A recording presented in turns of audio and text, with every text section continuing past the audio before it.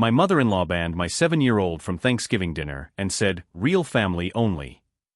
Last Thanksgiving, I walked into my in-laws' house with my 7-year-old daughter Emma, expecting a normal family dinner. What I found instead was Emma standing in the hallway, holding her plate, tears streaming down her face. My mother-in-law Patricia smiled at me from the dining room and said, "The table is for real family only, dear. Emma can eat in the kitchen." I didn't yell. I didn't cry. I smiled back and said, "We'll remember this." 1 month later, at Christmas dinner, I played a recording for the entire family. Patricia's face went from smug to pale in 3 seconds flat. By the end of that night, she was the one crying in the hallway. Let me take you back to where this really started. I should probably explain something important. This wasn't the first time Patricia treated my daughter like she was less than. It had been happening for 3 years, ever since I married her son, Marcus. But Thanksgiving was different. That was the day she crossed a line she couldn't uncross. See, Patricia had always been what I call a subtle villain. She never outright said she didn't like Emma. She just forgot about her. Constantly. Conveniently. Emma's birthday? Patricia would send a card 2 weeks late with $5 inside. My nephew's birthday? A Nintendo Switch and a party with 50 people. Emma's school play? Patricia was too tired. My niece's soccer game? Front row with a banner and a cowbell. Marcus would say, "Mom just shows love differently." No, Marcus. She shows love selectively. But I'm getting ahead of myself. Let me tell you about Thanksgiving. We arrived at Patricia's house around 2 in the afternoon. The driveway was packed with cars. My sister-in-law Rebecca had driven in from 2 states away with her 3 kids. Marcus's brother, David, was there with his wife and their twin boys. The house smelled like turkey and fake pleasantness. Emma was excited.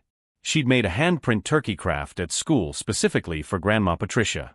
She'd colored it carefully, added glitter to the feathers, written "I love you, Grandma," in her wobbly 7-year-old handwriting. She clutched that turkey like it was made of gold. We walked in.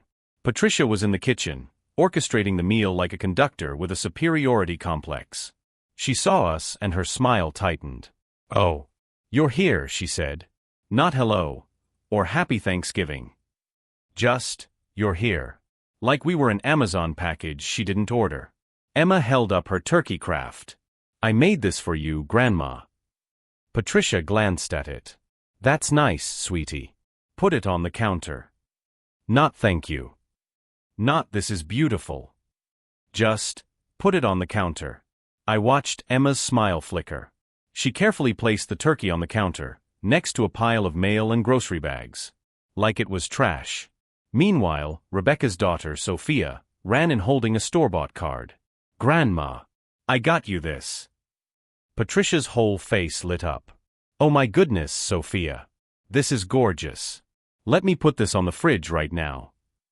She walked right past Emma's handmade craft and pinned Sophia's $5 card to the front of the refrigerator with 3 magnets. Emma noticed. Of course she noticed. An hour later, Patricia called everyone to the dining room. The table was set beautifully. Fine china. Cloth napkins. Candles. The whole production. There were exactly 12 chairs. I counted. 13 people. Patricia directed everyone to their seats like she was assigning thrones. "Rebecca, you sit here. David, next to your father. Sophia, sweetheart, right here next to me." Emma stood next to me, waiting for her name. It didn't come. Everyone sat down. The table was full. Emma looked up at me, confused. "Mom, where do I sit?" That's when Patricia spoke, her voice sugary and sharp at the same time. "Oh, Emma, honey, I'm so sorry. We're 1 seat short. Why don't you take your plate to the kitchen? You can eat at the counter. It's quieter in there anyway." The room went silent. Not the good kind of silent. The uncomfortable kind, where everyone suddenly finds their napkins very interesting. Marcus started to stand. "Mom, we can make room." "Sit down, Marcus," Patricia said, firm. "Everything is arranged. Emma will be fine. Won't you, sweetheart?" She looked at Emma with that smile. That patronizing, dismissive smile that said, "You don't matter." And my 7-year-old daughter, trying so hard to be good, nodded. It's okay, Mom. It was not okay. I followed Emma to the kitchen. She climbed onto a bar stool and stared at her plate. Turkey, mashed potatoes, green beans. A perfectly normal Thanksgiving meal. Except she was eating it alone. In the kitchen. While 12 people laughed and talked in the other room. I sat next to her. Emma, we don't have to stay. She shook her head fast. I don't want to make Daddy sad. That sentence hit me like a punch. My 7-year-old was protecting her father's feelings while his mother emotionally abused her. I pulled out my phone. I opened the voice memo app. And I hit record. Then I walked back to the dining room doorway. I didn't go in. I just stood there, phone in hand, recording. Patricia's voice carried clearly. I'm just so grateful for my real grandchildren. Sophia, the twins, Rebecca's boys. They're such a blessing. Rebecca laughed. Mom, you're so dramatic. I'm serious, Patricia continued. Some children just have that spark, you know? That family spark. You can tell who really belongs. David chimed in. Emma's a sweet kid, though. Patricia waved her hand dismissively. Oh, she's fine. But she's just different. Not really one of us. I don't know how to explain it. She doesn't have the family energy. The family energy. My daughter didn't have the family energy. I stopped recording. I had what I needed. This wasn't new. I told you that. Let me take you back. 2 years earlier, Emma's 5th birthday. We had a small party at our house. Emma invited 6 friends from kindergarten. We had a princess cake, games, the whole thing. Patricia arrived an hour late. She handed Emma a card with $10 inside and a generic happy birthday message. No name, no personal note. The kind of card you grab at a gas station. Then she sat on the couch and scrolled through her phone. 30 minutes later, she left. I have a headache, she said. 2 weeks after that, Sophia's 5th birthday. Patricia threw her a party at a rented event space. Bouncy castles. A magician. Catered food. 50 guests. I saw the photos on Facebook. Patricia was in every single one, beaming, holding Sophia like she'd won the lottery. Emma saw the photos too. She asked me, why didn't I get a bouncy castle? What do you say to that? Fast forward to last Christmas. The whole family was at Patricia's house. She'd bought gifts for everyone. Sophia got an American Girl doll. $300. The twins got electric scooters. $200 each. Rebecca's boys got gaming consoles. Emma got a pack of crayons and a coloring book. The kind you buy in a grocery store checkout line for $3. She opened it and smiled anyway. Thank you, Grandma. Patricia didn't even look at her. She was too busy filming Sophia's reaction to the doll. Later, I found Emma in the bathroom, crying quietly. Am I a bad kid, Mom? Then why doesn't Grandma like me? I didn't have an answer that day, but I was starting to form a plan. After Thanksgiving, I started documenting everything. Every text message Patricia sent that excluded Emma. Every family event we weren't invited to. Every time she posted about my real grandchildren on Facebook. I screenshot everything. I saved voicemails. I kept the Thanksgiving recording. Marcus didn't know. He was in denial, convinced his mother just had a different style. No, Marcus. Your mother is cruel. I also started talking to Marcus's father, Richard. Privately. Over coffee. Away from Patricia.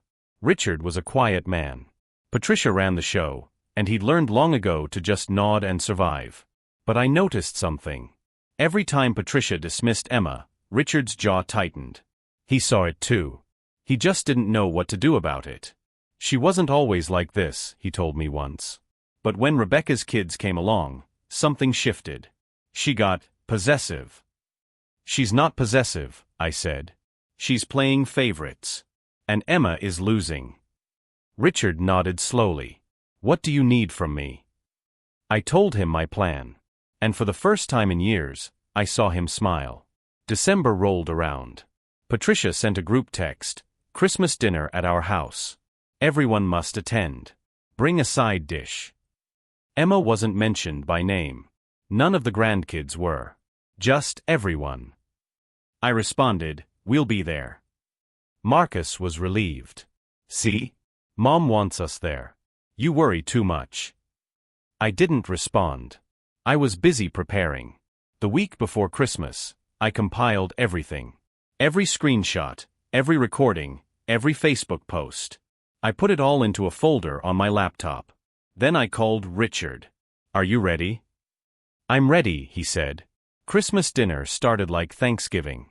Big table. Fancy setup. Everyone arriving with hugs and fake cheer. This time, Patricia had 12 chairs again. But this time, she'd planned ahead. Emma, sweetie, I set up a little table for the younger kids in the living room. Isn't that fun? You can eat with Sophia and the twins. Emma looked at me. I nodded. Go ahead, baby. She went. But this time, I wasn't upset. Because phase 2 was about to begin. Dinner started. Everyone ate. Patricia was in her element, holding court, telling stories, soaking up attention.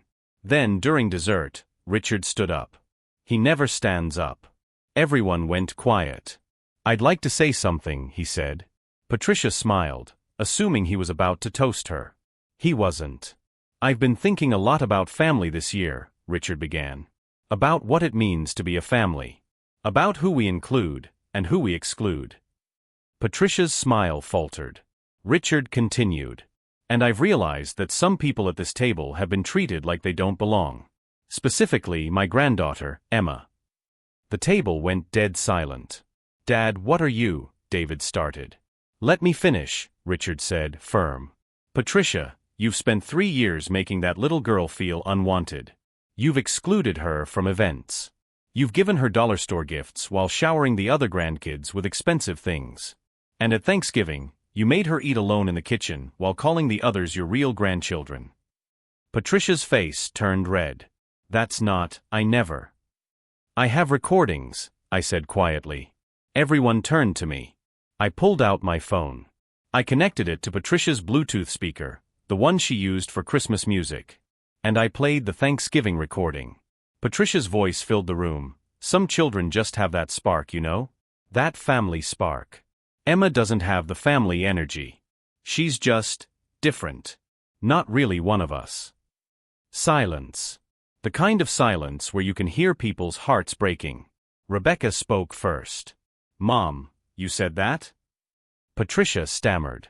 I didn't, I was just, context. What context makes that okay? Marcus said, his voice shaking. He finally got it. David's wife stood up.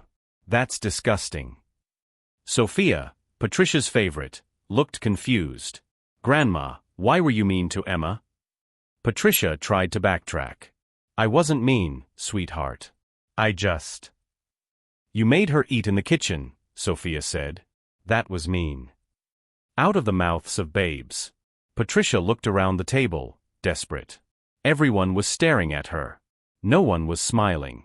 This is my house, she said, voice rising. You're all ganging up on me in my own house. Then maybe we should leave, Richard said. Everyone froze. Richard, the quiet man who never made waves, was drawing a line. What? Patricia whispered. I'm tired, Patricia. I'm tired of watching you hurt a child to feed your ego. I'm done. He stood up, walked to the living room, and picked up Emma. Come on, sweetheart. Let's get some ice cream. Emma, bless her, looked scared. Are you mad at me, Grandpa? Never, Richard said. I'm proud of you. And he walked out. Marcus, for the first time in our marriage, chose us. He stood up, took my hand, and said, We're leaving. We walked out together. Rebecca and David stayed, but the mood was destroyed. Patricia spent the rest of the night trying to justify herself, but the damage was done. Over the next few days, the family group chat exploded. Rebecca sent a long message about needing to address Mom's behavior. David admitted he'd noticed the favoritism but didn't want to rock the boat. Patricia sent a non-apology. I'm sorry if anyone was offended. Richard responded, You're not sorry. But you will be. He meant it. Richard filed for separation 2 weeks later. 40 years of marriage ended because he finally saw his wife for who she was. Patricia tried to apologize to Emma. She showed up at our house with an expensive doll, tears in her eyes. "I didn't mean to hurt you, sweetheart." Emma, wise beyond her years, said, "You did though." Patricia looked at me, desperate. "Please. I'll change." "You had 3 years to change," I said. "You chose not to. We're done." I closed the door. It's been 6 months now. Emma doesn't ask about Grandma Patricia anymore. She sees Richard every weekend. He takes her to the park, helps with homework, shows up to her school events. He's the grandparent she always deserved. Patricia sends gifts occasionally. We donate them. She calls. We don't answer. She's tried to turn other family members against us, but the recording made that impossible. Rebecca and David have started inviting us to things separately, without Patricia. It's awkward, but it's progress. Marcus is in therapy. Realizing your mother is emotionally abusive does a number on you. But he's working through it. As for Emma, she's thriving. She's in dance class now, making friends, laughing more. Last week she asked me, "Mom, am I part of the family?" I hugged her tight. "Baby, you are the family. You, me, and Daddy. That's our family. And Grandpa Richard. And anyone who treats you with love and respect." She smiled. "I like our family." "Me too, baby. Me too." So here's my question for you. Did I go too far by recording Patricia and playing it at Christmas? Or should I have done it sooner? Some people say I humiliated her. I say I held up a mirror. What do you think? Let me know in the comments. And if you've dealt with toxic in-laws or family favoritism, share your story. You're not alone. Thanks for listening. Subscribe for more stories, and I'll see you in the next one.